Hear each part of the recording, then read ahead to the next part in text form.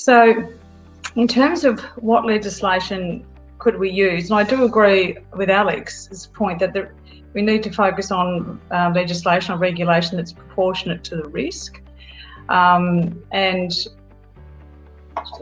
putting in place measures that seem to be punitive aren't always the most effective way to go about that. So the T21 legislation, in my view, won't have much of an impact at all.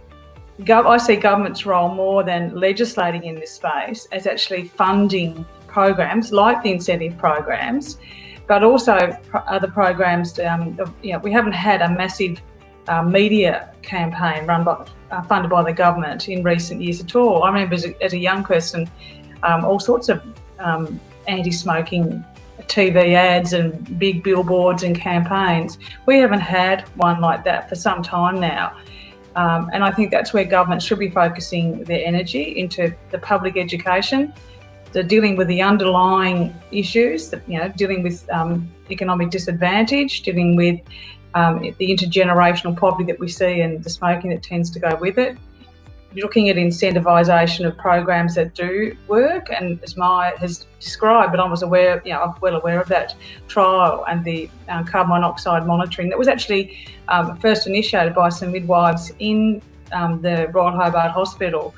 And so there's lots of really good ideas that there were people actually working with the pregnant women, for example, who can be drawn on to say, well, how can we really support people here? So I think, as I said at the outset, legislation is a really blunt tool.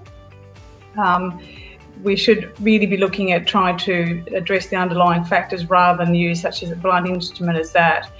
And if you want to look at the legislation or the regulation around vaping, and I know there's a bit of movement federally around this, and there's been some more recent debate, but I think we really need to focus on a consistent message around vaping, and so ideally it would be a nationally consistent approach